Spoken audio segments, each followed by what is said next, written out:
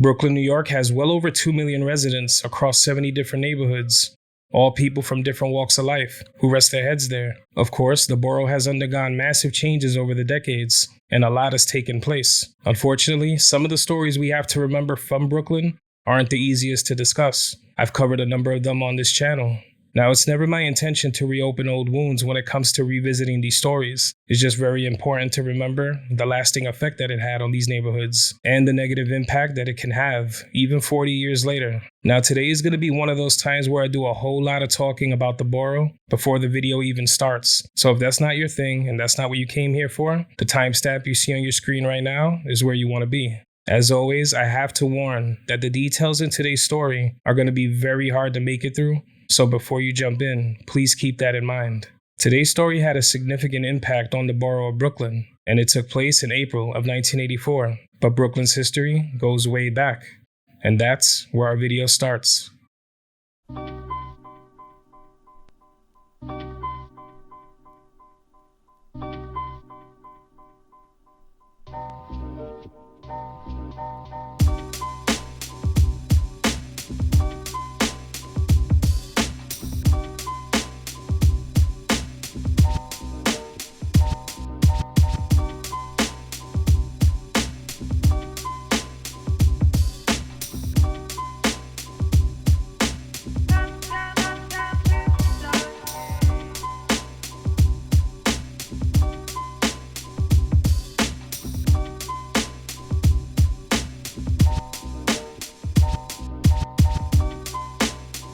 The borough of Brooklyn, New York is located on the westernmost end of Long Island, New York, separated from Manhattan by the East River and bordered by the lower and upper New York bays.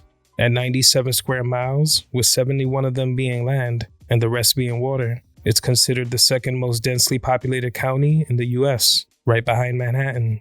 As early as the 1600s, the land was already inhabited by the Lenape, a tribe of natives who lived all over the East Coast, in other places like New Jersey, Delaware, Pennsylvania, and other parts of New York.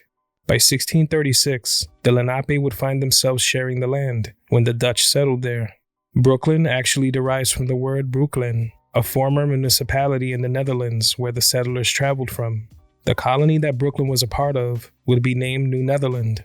At first, things between them were peaceful, with the Lenape helping the Dutch get used to this new land, somewhere totally different from the Netherlands where they were traveling from. But by the mid-1600s, help wasn't needed as much, since they now had learned how to do things for themselves. And that's when the conflicts began.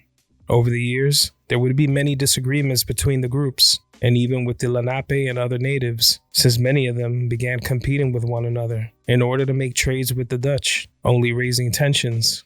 A lot of the Lenape would pass from diseases that were brought from overseas when the Dutch arrived. Since their bodies hadn't built any type of immunity, it was something that they had never experienced before, and it was just one of the many challenges that they would face. The land would eventually be captured by the English during a naval attack in 1664, and this wouldn't be the last time that wars were had in the borough. By 1760, the Industrial Revolution was underway all across Western Europe and North America, lasting until around 1840. The era would see major advancements in technology, many creations, and they would forever change the way people lived. Creations like steam engines, machine tools, and advances in weaponry. And by late 1775, all through 1783, we would see the Revolutionary War, the battle between American forces and the British Army, all a part of the broader American Revolution. The largest battle during that time would be the Battle of Brooklyn, also known as the Battle of Brooklyn Heights, or the Battle of Long Island. It took place on August 27th of 1776, a bloody fight that resulted in many casualties on both sides. Leading up to and all through the 1800s, the Greater Kings County had a history of slavery, but on July 4th of 1827, New York would be the first state to finally pass a law to abolish it altogether. The borough was already home to many African American families long before this, but more neighborhoods would continue to emerge and flourish over time. One of those emerging neighborhoods would be Weeksville, named after James Weeks, an African-American stevedore who was originally from Virginia. It was founded in 1838 in hopes of creating a town where everything they would ever need was right where they lived. The community thrived, and Weeksville would become a historic site. Today, the area is known as Crown Heights. A lot more would change as time went on, as things continued to quickly evolve. On May 24th of 1883, Brooklyn would see the completion of the Brooklyn Bridge, a huge tourist attraction as far back as anyone can remember. It officially connected the borough to Manhattan, contributing to the greater New York that we know today. Many would find themselves in awe at how it was created, solidifying the capabilities of the technology used at the time. It would take $15 million, 14 years, and over 600 workers before it was opened. Today, about 150,000 people use the bridge every day throughout their travels and going to and from work. And for others, it's all about that one-of-a-kind view. By the time the early 1930s arrived, the Great Depression was already a devastating blow. The stock market crash of 1929 would trigger an international economic crisis, leaving millions unemployed. More African American families were affected. They would find themselves leaving Harlem, which was starting to become overcrowded and didn't have as many employment opportunities, and they would start moving to areas like Bedford-Stuyvesant, where there was a lot more space to house families. In other parts of Brooklyn, like near the Brooklyn Navy Yard, communities like Vinegar Hill would be known as Irish Town because of its growing Irish population, and in the 30s, African American families would start to move into the area. It was nothing like it is today. There were streets like Talman Street that ran between J and Bridge Street that aren't even there anymore, but its rich history is preserved through rare photographs. Now, this was a time when homes were being rented out for as low as $15 a month, but it wasn't an easy place to live in, and after the Second World War in the 1940s, areas all over the city would be targeted for urban renewal, an attempt by officials to improve the economic issues that affected a lot of families across the country. The hope was to revitalize these parts of the city, but instead, it would end up displacing over 300,000 families across the country. The renewal project would also result in the Farragut houses, completed in 1952. I had always heard of what things were like in the 70s in Farragut houses because my family was just one of the many that would call the Farragut houses home before they moved to the Upper West Side. In fact, thousands of Puerto Rican families had already found their home in Brooklyn after leaving the island. The first wave of Puerto Ricans reached there around the 1920s, west of the Navy Yard. The population grew quickly, expanding into areas like Williamsburg, from South 1st to South 5th Streets mainly, although for a while, the community stretched as far as South 9th. The south side of Williamsburg would come to be known as Los Sures, a thriving community filled with Puerto Ricans, similar to neighborhoods like El Barrio in East Harlem.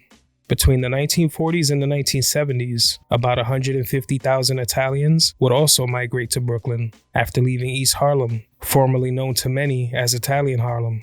The borough felt like its own world, a melting pot of different cultures. Every neighborhood that emerged from the early days of Brooklyn had their obstacles to overcome, and over the next few decades, many would face struggles with poverty, gang violence, drugs, and a rise in crime. And it only seemed to get worse with time. A lot of these areas were among the poorest in the city. The economic climate and lack of resources took a devastating toll on families already struggling in Brooklyn. Some of those struggles depicted in films like Just Another Girl on the IRT, Do the Right Thing, Everyday People, and documentaries like Los Sures. The films touch on racial tensions, growing up in the borough over the decades, and the widespread gentrification that would hit the borough. When it came to the arts, the 80s saw the explosion of hip-hop and its quick rise in popularity. But while the art form was born in the Bronx, Brooklyn's contributions can't ever be ignored. Huge hip-hop tours like Fresh Fest would be the first of their kind, and they would be sponsored by Swatch. It meant big business and exposure for hip-hop. The tour featured acts like Houdini, the Fat Boys, and Nucleus, who all had members that hailed from Brooklyn. Countless artists would help put the borough on the map when it came to hip-hop and R&B, with many of those artists still being referenced and respected today, also inspiring generations to come. Comedic heavyweights like Eddie Murphy and Chris Rock also come from Brooklyn, with Murphy being raised in Bushwick and Rock being raised in Crown Heights shortly after his birth in South Carolina. The sounds and energy of hip-hop would be blended with heavier styles of music, strongly influencing other genres.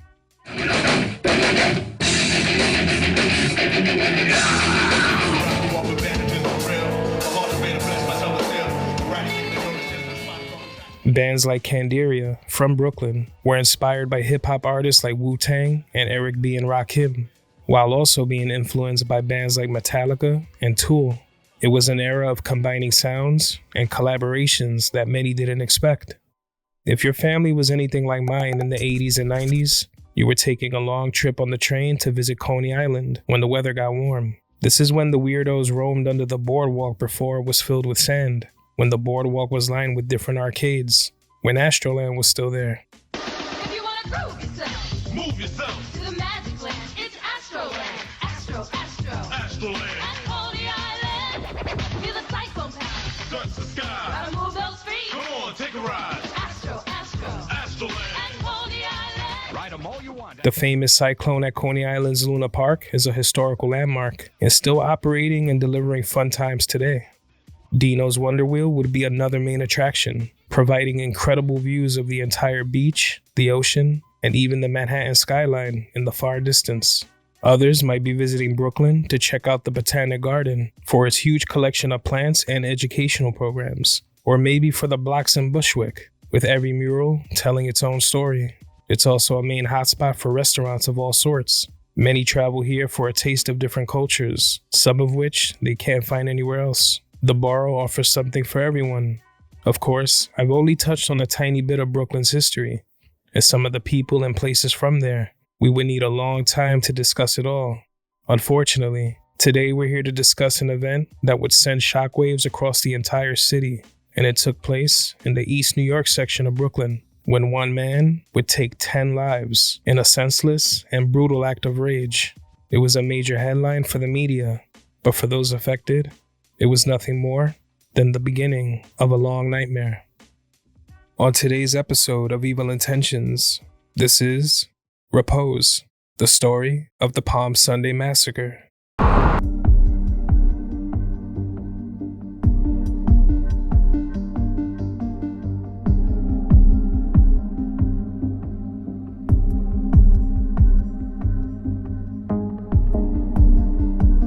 The worst mass murder in New York City history, the brutal, shocking murders of 10 people, including 8 children, inside a Brooklyn home. 1080 Liberty Avenue is located in the East New York section of Brooklyn, New York.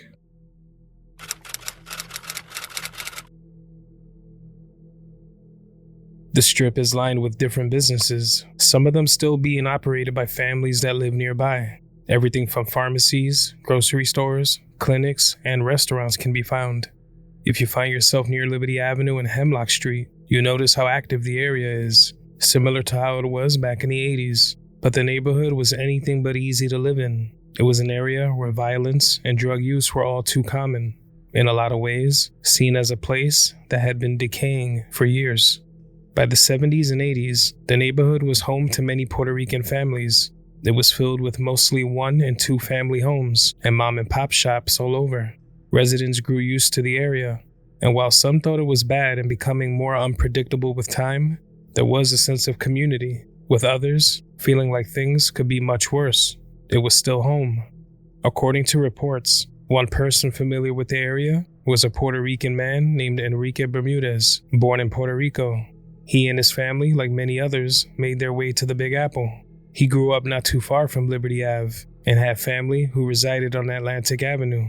He held a number of different jobs in Brooklyn. He worked for an agency that would rent cars and trucks out to car services. The 810 car service on Pitkin Avenue was a location that he worked and also drove a cab, but he stopped working there in September of 1983 since he faced some scary moments, like the time he was held up and had his car radio stolen. It really wasn't a safe job. Many other drivers experienced the same, and worse. But he was trying his best to work a normal 9-to-5 type of job, since in the past, he had made mistakes he wasn't always proud of. Selling and using drugs in New York City was commonplace. It could be very lucrative for anyone who decided they wanted to make quick and easy money. He found himself selling drugs, substances like cocaine and heroin, balancing the worlds of selling and his time being a husband and father. He had a son and 2 daughters. His first daughter, Betsy, was born on April 24th of 1969, with his second daughter, Marilyn, being born on July 23rd of 1973. When Betsy was just a young 5 years old, she would witness the downside of the drug trade, because on December 18th of 1974, Enrique and his then wife, the mother of his 2 daughters, were arrested for selling half an ounce of cocaine to an undercover officer. He would plead guilty in 1976, receiving a sentence of 5 years to life. It would later be changed to 5 to 15 years. He served about 5 of those years, being released on parole in April of 1981. Him and his then wife would separate after their run-in with authorities. Charges against her were dropped, and she would relocate to New Haven, Connecticut. After his release, the plan was to find work, which he did at the car service. Despite the bad moments at the job with holdups and his previous time in prison, after living in several different locations in Brooklyn, by February 29th of 1984, Enrique was able to purchase a small 2-family home at 1080 Liberty Ave, each with 4 bedrooms. Today, the ground floor of the location has been transformed into a local business. He paid $26,000 for the down payment on his home, while other reports say it was more like $50,000. Since he had quit his job in 1983, people who knew him from his previous work were confused at how he could afford such an amount. Many assumed he had money saved from his days selling, or had saved from his multiple jobs he had picked up over the years. He had also been driving for people and picking up customers on a freelance basis in his personal car, a 1975 Impala. By 1984, Enrique was in a relationship with somebody new, a woman by the name of Virginia Lopez. He loved his kids very much, and now he had his new relationship. Now this seemed to be a fresh start for everyone. Virginia had 2 children of her own, a 7-year-old named Eddie and a 4-year-old named Juan. Enrique's daughter Betsy would reside with him for some time in Brooklyn, while his younger daughter, Marilyn, lived in Connecticut with her mother, a very different environment than that of Brooklyn. She was a 4th grade student at Hill Central Grammar School. The children all got along, and by all accounts, this was a tight-knit family. Residents close by remembered seeing the family often, whether it was going to school or just handling everyday errands around the way. By April of 1984, the family was still new to the area, but they quickly adjusted. The Bermudez and Lopez children were known to frequently stop in at a small bodega located at 1087 Liberty Ave. The store had arcade machines inside, and a lot of kids spent hours on end there, sharing fun times and buying as much candy as they could. Others remembered them as a church-going Christian family who would attend Sunday services not far from their home. Good children and a good family that was polite even if they mostly kept to themselves. A man who owned a pet store in the area recalled a time when Enrique came into his store to purchase a 20-gallon fish tank and a bunch of goldfish. The store owner went over to 1080 Liberty Ave and installed the tank for the family. The children were said to be ecstatic over the new addition to the home. They really couldn't be happier. He was quoted as saying, "I brought the tank and put it in the living room. I keep seeing the faces of the kids. They were so excited about it." For some time, there were suspicions of what might have been going on at 1080 Liberty Avenue after the sunset. A truck driver who always delivered goods to the bakery right next door to the home stated that car service vehicles would stop at the location often, normally on Friday nights. Drivers would stop in briefly and then be on their way. This wasn't too weird because Bermudez had a past working as a cab driver, and he still had friends who did that job. But this was also known to be a common way of transportation for those who dealt narcotics, something he also did in the past. But one thing that couldn't be denied was that he cared for his family a great deal and was apparently working very hard to support them. But on April 15th of 1984, life at 1080 Liberty Avenue would take a shocking turn for the worst. It was the morning of Palm Sunday. Enrique, Virginia, their children, and other family members would attend Sunday services, and afterward, they would head to 1080 Liberty Avenue to have a family dinner. But instead of enjoying quality time with family, everybody in this home would end up being a part of one of Brooklyn's worst tragedies, and it would catch the entire neighborhood by complete surprise. Heavy rains and clouds hovered over East New York that day. After Sunday services, while the rest of the family gathered at 1080, Enrique and his young son would go shopping for some groceries, and after, they made a stop at his mother's home on Atlantic Avenue, one of the places that he resided in the past. It was about 6:40 p.m. when Enrique and his son would arrive back at their home to join the rest of the family. But when they walked into the home, they would find the entire family lifeless. Everyone in the home was dead. The home that was meant to host this family gathering was now a house of horrors, with blood covering the furniture and the floors. The victims were 7-year-old Eddie Lopez and 4-year-old Juan Lopez, Virginia's sons, 20-year-old Carmen Perez, a cousin of Virginia's, 5-year-old Alberto Maldonado, and 3-year-old Noel Maldonado, Carmen's sons, 14-year-old Migdalia Perez, Carmen's sister, 10-year-old Maria Isabel Perez, Carmen's cousin, 10-year-old Marilyn Bermudez, Enrique's daughter who had been visiting from Connecticut, 14-year-old Betsy Bermudez, his eldest, and Virginia Lopez, Enrique's girlfriend, who was 6 months pregnant with his child. 10 bodies total, all family, 2 women and 8 children. Enrique would find himself running from the home in disbelief and screaming for help. His cries quickly caught the neighborhood's attention. Right next door to the home where the unthinkable had taken place was Rossi's Bakery at 1082 Liberty Ave. It was owned by a man named Carmine Rossi. Rossi was a business owner and also sang professionally at different Brooklyn nightclubs. He was in a band called Cool Change. He couldn't have expected what he'd soon become a part of. He was leaving the bakery at around 6:45 p.m. when he heard Enrique's screams. Within moments, he would fall into Rossi's arms, his face covered in tears, telling him that everyone in his home was dead. Confused and shocked at what he was hearing, he tried to bring Enrique back into the home with him to see what might have been going on, but he was far too distraught to re-enter. Rossi would head up the stairs and into the house, alone, witnessing the carnage for himself. He had never seen anything like it. Bodies were everywhere. There were no signs of life until he heard the cries of a baby, a 13-month-old child, and daughter of Carmen Perez, one of the victims mentioned earlier. The baby was covered in blood and crawling around in another room. Without thinking, Rossi grabbed the blood-soaked baby and quickly left the home, heading back to his bakery to call the cops. While he made that call, it would dawn on him that the person or people who committed this horrendous crime could have still been in another part of the house and done the same to him. Normally, he would have his registered firearm with him since he owned a business and wanted to be able to defend himself. But this evening, he left it in the store. That child that he took out of the home would be the only survivor. She was taken to the hospital by a police officer who carefully watched over her. Within minutes, the block was flooded with dozens of investigators from the 75th precinct, all trying to discover who did this and why. They'd walk into the bloodbath, where they found bodies on the couches, the floor, and the bed. From the start, Enrique's past with dealing drugs was brought into question, because they believed that this attack on his family might have been some sort of retaliation.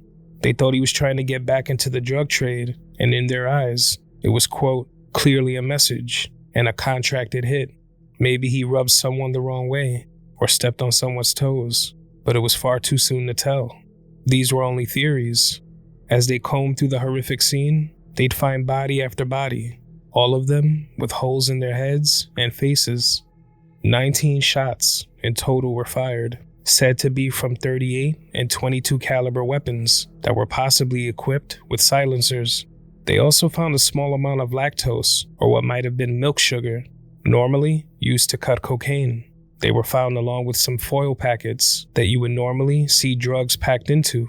But the strangest part of all of this was how calm the scene was, as if there was absolutely no struggle or no attempt to run away. Most of them were sitting in chairs, and the TV was still blaring, with the dead sitting in front, like they were still watching. It was almost as if they were in a state of repose, relaxed, like they were asleep. There were traces of gunpowder and slight burning on the skulls and skin of the victims, indicating that the weapons were held very close to their heads when their lives were taken. One of the women killed was found with a cup of pudding in one hand and a spoon in the other, as if she had been feeding one of the children before being taken by surprise. It was described as a real-life house of wax, filled with the lifeless. After finding shell cases and seeing how this crime was carried out, they were sure they were looking for at least 2 people who had done this, but at this point, there were no witnesses who saw anything. People who had heard the shots, however, stated that it was around 2 o'clock in the afternoon when it all happened. Hearing this sort of thing in that area was unfortunately very common. It was hard to tell where the shots even came from. The timeline made sense, since medical examiners would later determine it all took place around that same time. Over the next few hours, authorities would go from business to business, door to door, asking anyone they could more questions. They would also begin to take carts of items that were in the home, removing things like cameras, televisions, and other electronics. It was all considered evidence. They hoped that something, anything, would point them in the right direction. But all they were left with were theories, and a crime unlike any that they had ever seen. It left even the most seasoned detectives speechless and sick to their stomachs. They had thought they had seen the worst throughout their careers, but this topped everything. Mayor Ed Koch would visit the crime scene, seeing some of the bodies with his own eyes from the front entrance, addressing the crowd and media, letting them know that a $10,000 reward was being offered for any information. Everyone from Koch to the police commissioner to numerous camera crews were on the scene. The idea that anyone could do this, especially to innocent children, was just far too heavy. But they were determined to find out what led to all of this. Police barricades were set up outside of 1080 Liberty Ave, while officers stood watch, making sure that nobody went in or out. More and more residents who had heard of what happened crowded outside. They wanted answers just as much as anyone else. This was their neighborhood, and the people who did this could still be near. The entire community being left in disbelief was an understatement. New York City police are investigating the mass murder of 10 people found shot to death late today in a Brooklyn home. The worst mass murder in New York City history. The brutal shooting murders of 10 people, including 8 children, inside a Brooklyn home. I don't think any of us has ever seen a shooting like this. 10 people dead, 2 women and 8 children. The children aged 3 through 14. One of the dead women was 8 months pregnant. Most of the victims were sitting upright in chairs. In fact, one of them, I guess Mrs. Lopez, had in her hand a spoon and a can which looked like a pudding can with which she may have been feeding one of the children.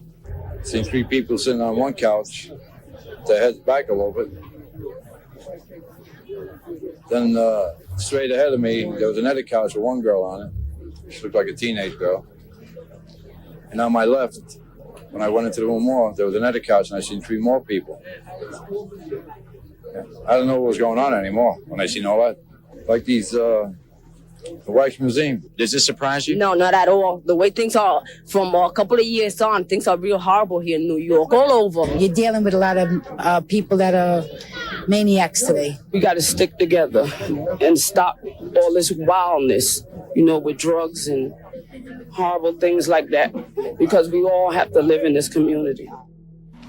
It was after midnight before police began removing the bodies from the first-floor apartment in a poor section of Brooklyn.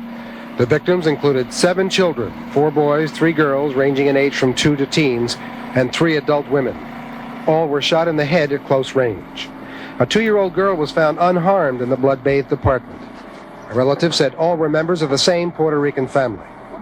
The owner of the bakery next door, Carmine Rossi, called police after being taken to the scene of the massacre by the hysterically screaming husband of one of the women.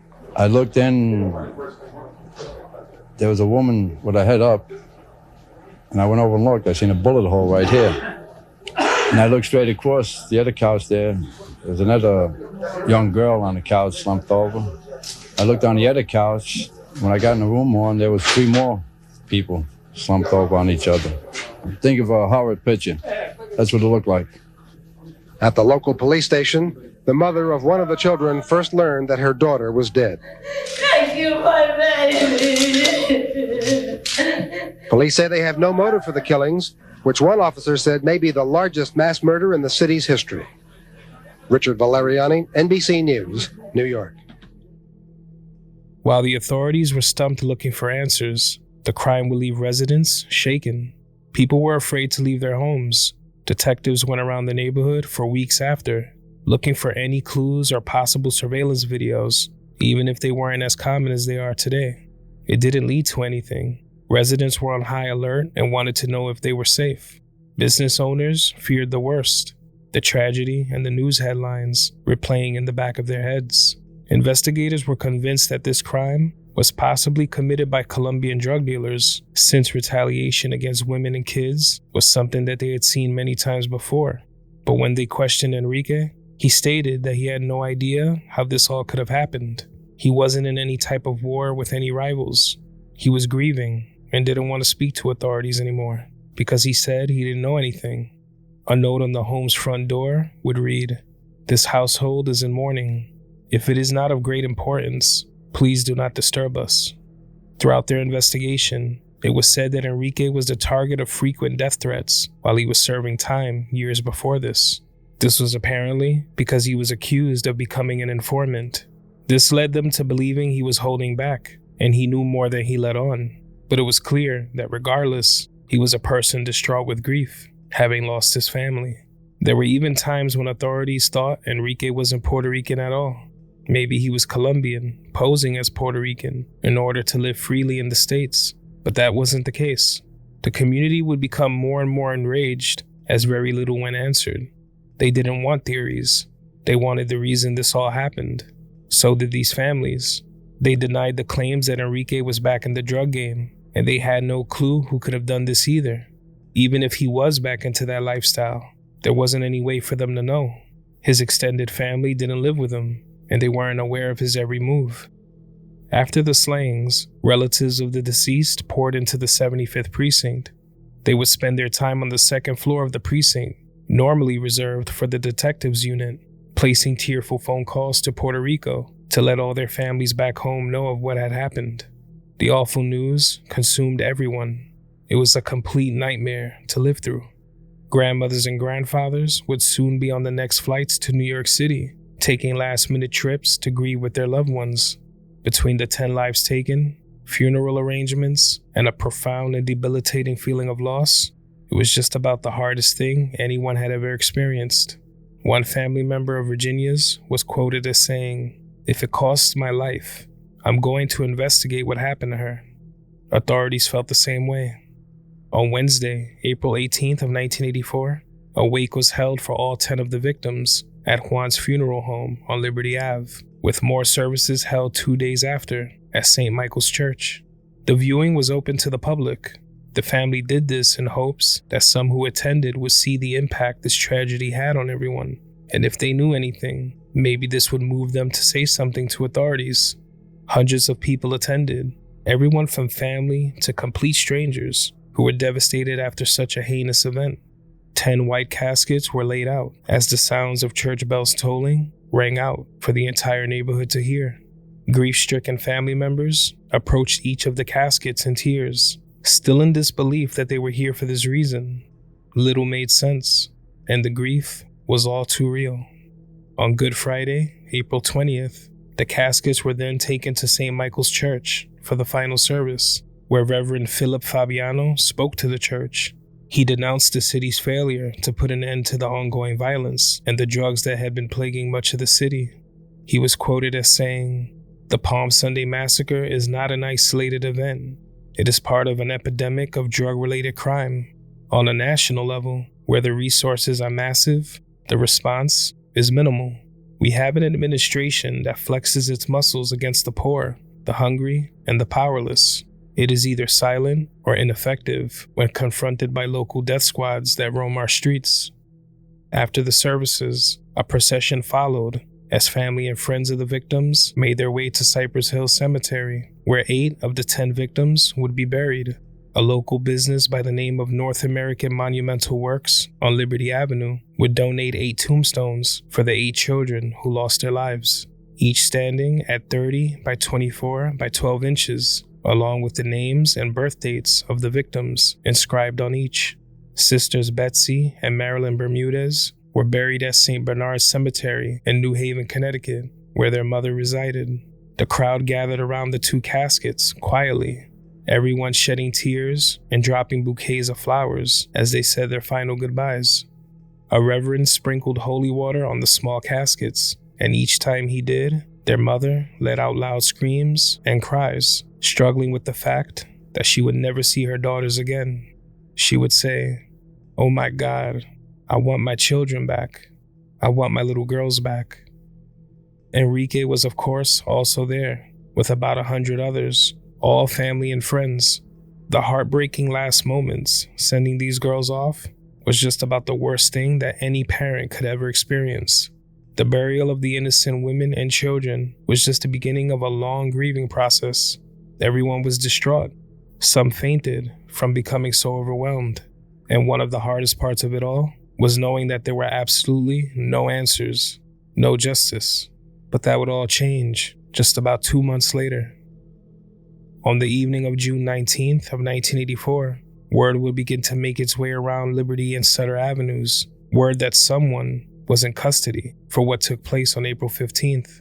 Little by little, more and more people made their way to the 75th precinct, where this supposed suspect was being taken.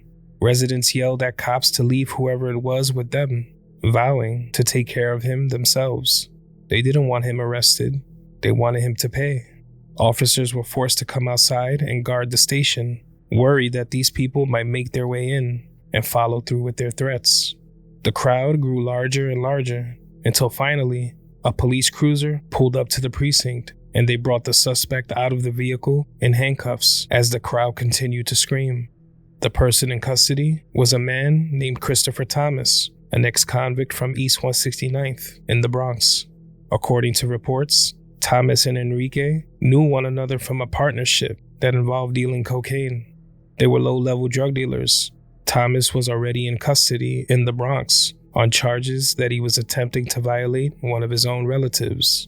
By this point, several people had spoken to authorities since it all happened, and that information wasn't public yet. They mentioned seeing Thomas near 1080 Liberty Avenue between the hours of 10 a.m. and 3 p.m. on April 15th. Another witness stated that they looked through a window shortly after the shots rang out, and they saw Thomas standing over some of the bodies in one of the 4 bedrooms. Those same witnesses would be the ones to pick him out of a lineup. A tip also came into 911, telling authorities that Thomas might have been responsible. Enrique, who stated he didn't know anything before, began to open up and talk to police. This would have been after the Brooklyn District Attorney granted immunity, because by this point, it was clear to authorities that he still had some sort of hand in dealing drugs. When he started to talk, he would also mention the name Christopher Thomas, someone he only met about 1.5 years before this. This is when it all started to add up. Authorities were also led to Thomas's mother-in-law, who was the owner of a home that Thomas and her daughter previously lived in. The home had been badly damaged in a fire, and it was boarded up, but she gave them her consent to search the home. It was here that they would find another shell casing, and it was fired from one of the same guns used in the massacre. They knew they had him, and he was formally charged with the slaughter of 10 innocent people at 1080 Liberty Ave. Now, they were sure they had who was really responsible, but what was the reason behind all of this? It turns out, the real motive for this senseless tragedy was jealousy. Thomas, said to be on drugs during all of this, had become furious when he assumed that his wife was sleeping with Enrique. It was stated that about a month before the slayings, Thomas and his wife got into a violent dispute because she went over to Enrique's house without him. During that fight, he pulled out his weapons and asked his wife to take her life while he would take his own. It was clear that this was a lot more than just jealousy.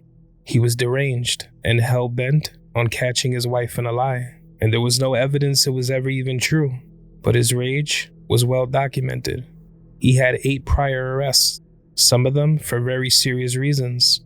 Way back on April 25th of 1970, he was arrested for the shooting of his then-girlfriend because he mistakenly thought that she was cheating on him. He did 3 years for the shooting. In 1981, he was arrested for the killing of a New Jersey woman, for which he was acquitted. Another arrest was for the slaying of a man in the Bronx. He was acquitted of that too.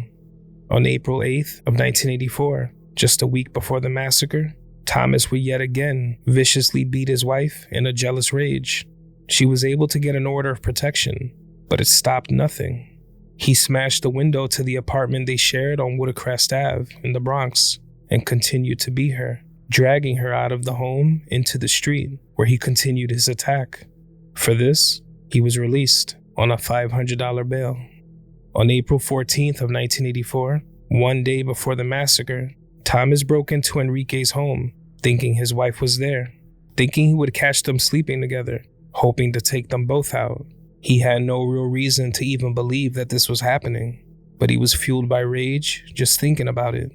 Enrique denied ever having any relations with Thomas's wife, and given his history of making assumptions, it's safe to assume it wasn't true.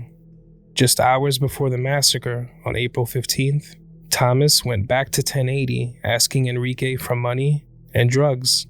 Obviously, this didn't sit well with him given the stunt that Thomas had pulled the day before, especially since the man already owed him thousands of dollars. Enrique gave him 3 grams of coke and $50, vowing to never do business or give him anything again. This exchange was said to be what set the entire thing in motion. He would return just a few hours later, breaking into the house and taking everyone's life in cold blood.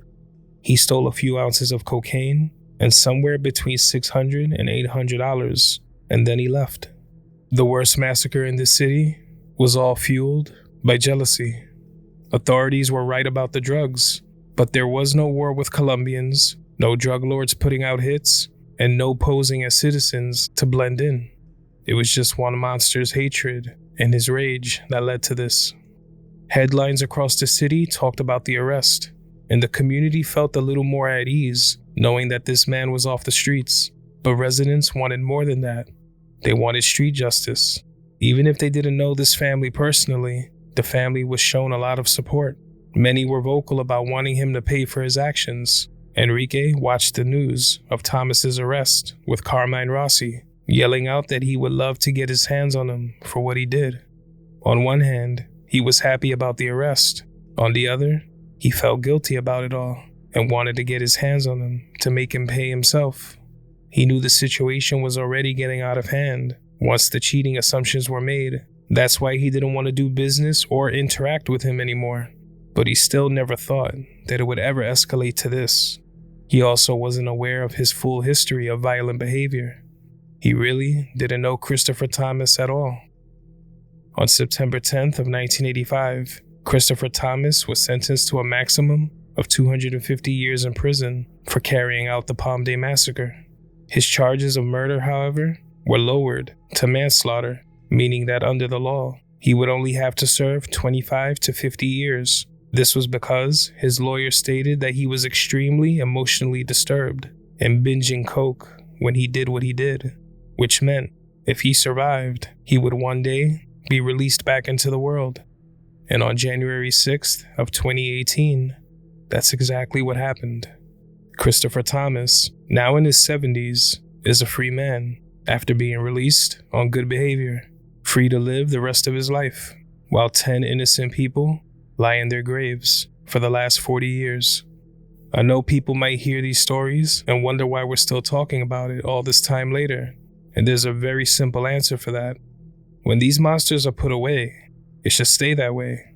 A lot of families out here grieve every day over horrific events just like this one. Understandably, families would rather move on and put these nightmares behind them. But what happens when these people are free? Imagine having something like this happen and hearing that the people or person who did it are now roaming the streets, where you can just bump into them at any time. How is that fair? Does that mean that anyone can just get away with anything, no matter how heinous it is, all because they say they were on drugs when they did it? How many times have people been released after doing something like this, only to do it again? It's important to keep remembering, because over the next few years, you will no doubt see a lot more of this. And that's not justice. That's pouring salt into an open wound. And it's these families that are left in fear and reliving the entire ordeal all over again. The sole survivor of the massacre didn't know the truth about what happened to her family until she was about 10 years old.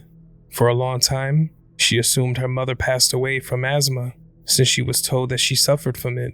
It was a girl in her school who mentioned what really happened, and when she got back home, upset at what she was told, her grandmother let her know the truth.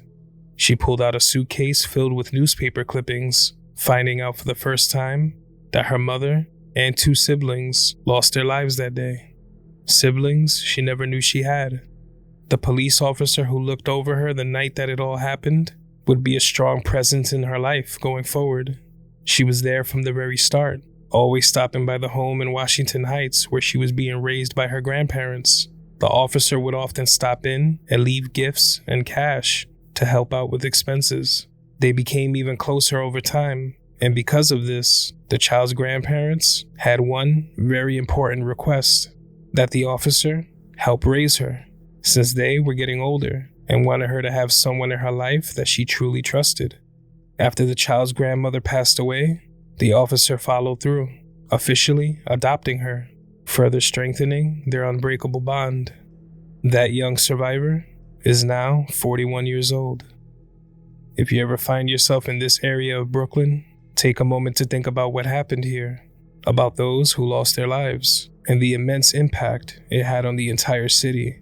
It might have just been a news headline for many, but for these people, the people who live in this area, the ones who still remember, it always stayed with them, and the kind family who lived at 1080 Liberty Avenue will always be remembered.